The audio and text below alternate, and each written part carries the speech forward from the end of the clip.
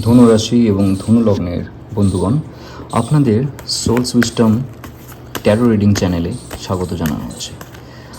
আপনারা যে পার্টনারের সাথে এখন নেই, ওনার ছবি আপনার সামনে যদি থাকে আপনি রাখুন, অথবা ওনার কথা মনে করুন। আমি দেখতে চাই আপনার পার্টনার অগস্ট মাসে আপনাকে কি অ্যাপ্রোচ করবে, আপনারা কি আবার নতুনভাবে আপনার রিলেশনশিপ শুরু করতে পারবেন।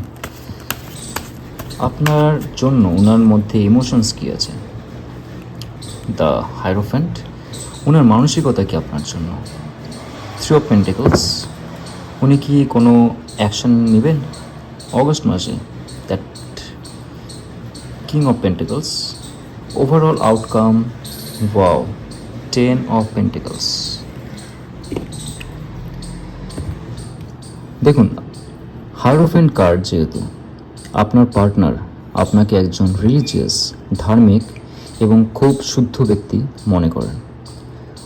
আপনার কথা যখনই উনি ভাবেন তখনই একটা শ্রদ্ধাপূর্ণভাবে ওনার মন ভরে ওঠে এবং উনি যথেষ্টভাবে আপনাকে সম্মান করেন সমস্ত দিক দিয়ে, একজন মানুষ হিসাবে এবং একজন লাভার হিসাবে। অবশ্যই উনি জানেন যে আপনার মধ্যে কিছু ক্ষমতা আছে, সেই ক্ষমতাগুলো সমস্ত মানুষের কাজে লাগে। আপনি হয়তো ট্যারো রিডার হতে পারেন, আপনি মেডিটেশন করতে পারেন, আপনি কোনো হিলার, অথবা আপনি কোনো সাধক যে সবাইকে কোনো না কোনোভাবে হেল্প করে যাচ্ছে।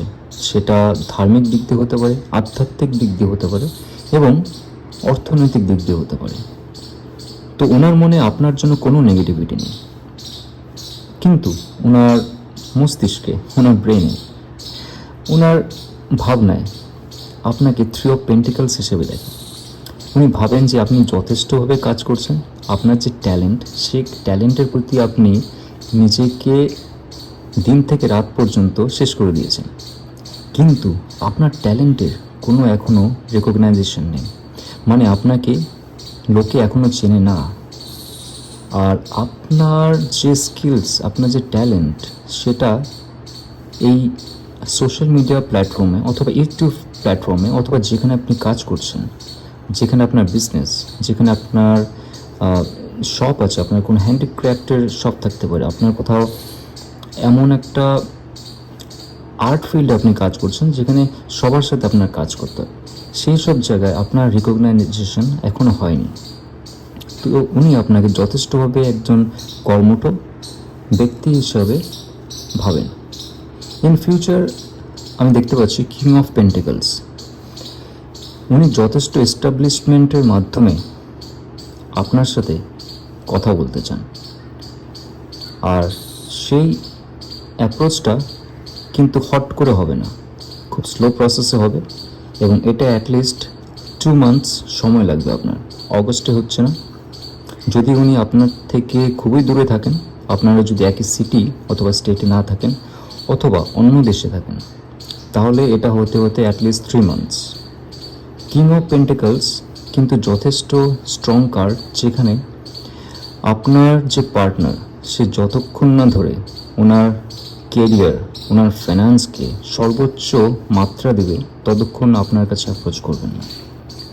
টেন অফ পেন্টিকলস হচ্ছে আপনাদের দুজনের আউটকাম। এর থেকে সুন্দর কার্ড আর হতে পারে না ট্যারো কার্ডে।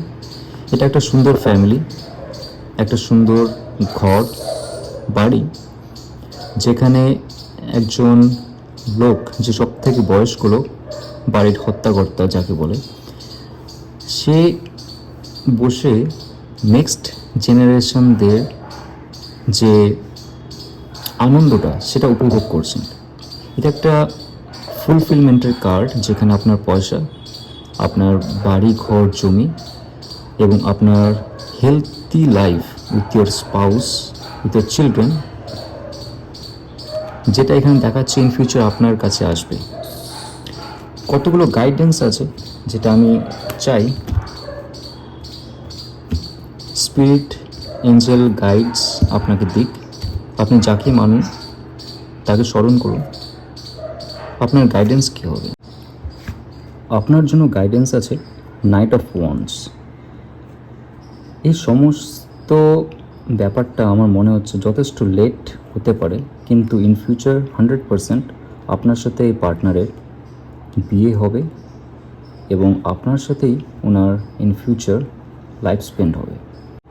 কিন্তু এই সিচুয়েশনটা এতটাই লেন্দি, 2 মাস থেকে 3 মাস আমার মনে হচ্ছে। এটা স্লো প্রসেস, কিন্তু এর আউটকাম 100% শিওর। আপনার পার্টনার আসবে এবং আপনাদের একসাথে হতেই হবে।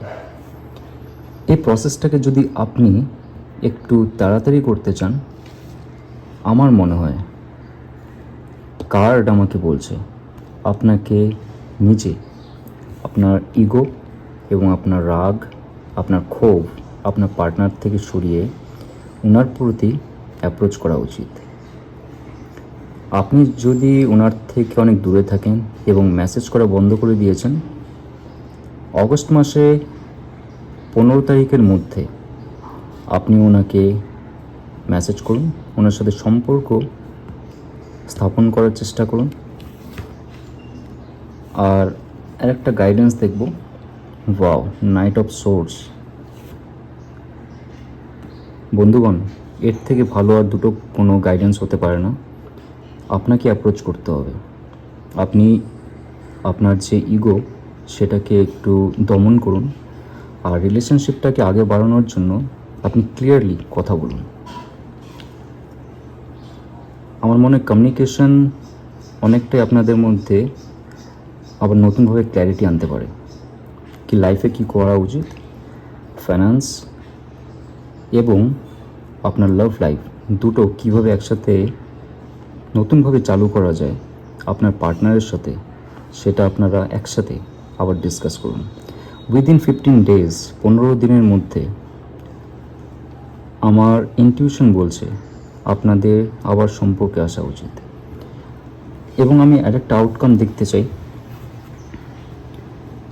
আপনি যদি কোনো ফিয়ারের মধ্যে আছেন, কোনো ইগো নিয়ে বসে আছেন, তাহলে কিন্তু আপনার পার্টনারের সাথে আপনাদের দূরত্ব কিন্তু আরও বেড়ে যাবে। এই জন্য গাইডেন্সকে আপনি ফলো করুন। আপনি আপনার পার্টনারের সাথে যোগাযোগ সিদ্ধ করার চেষ্টা করুন। আর আপনার লাইফে একটা সোর্ডের কার্ড আছে, অনেক সোর্ডের কার্ড এসছে, পেজ অফ সোর্ডের কার্ড। এটা বলছে যে যথেষ্ট পরিমাণে আপনাকে স্ট্রংলি এবং ভেরি ফ্র্যাঙ্কফুললি মনে কোনো রকম দ্বিধা রাখবেন না যখন ওনার সাথে আপনি কথা বলবেন। একদম ইনোসেন্স বিহেভিয়ারের মাধ্যমে, কিন্তু ভেরি শার্প মাইন্ডের সাথে ব্যাপারটা ডিসকাস করুন আপনি নেক্সট 15 ডেজ। ওকে, আপনাকে গাইড এঞ্জেলস আবার বলছে যে স্ট্রেংথ কার্ড, ওনার সাথে কথা বলার জন্য একটা শুদ্ধতা রাখুন যেরকম আপনি ছিলেন। আপনার পার্টনারের মধ্যে যে একটা সুন্দর দিক আছে সেটা আমি দেখতে পাচ্ছি, যে উনি যথেষ্ট পরিমাণে কিন্তু ক্লিন, কারোর সাথে উনি এখনও অ্যাটাচমেন্টে নেই। আপনার মধ্যে স্ট্রেংথ বাড়াতে হবে, ইনার স্ট্রেংথ। ওনার সাথে কীভাবে কথা বলবেন এবং কীভাবে রিএস্টাবলিশ করবেন আপনার এই যে সিচুয়েশানটা আছে এবং আপনার যে রিলেশনশিপটা আছে, এটা কিন্তু আপনার উপর নির্ভর করছে। সমস্ত দিক দিয়ে আমাকে ইনটিউশনের মাধ্যমে মেসেজ দিচ্ছে আপনাদের যে guiding angels, spirit guides, universe অথবা ভগবান, দেবতা, দেবী, আপনি যাকে মানেন না কেন, আপনাকেই কিন্তু অ্যাপ্রোচ করতে হবে নতুনভাবে। আপনাকে একটা কারেজ নিয়ে, স্ট্রেংথ নিয়ে অ্যাপ্রোচ করা উচিত ওনার কাছে। Wow, chariot card.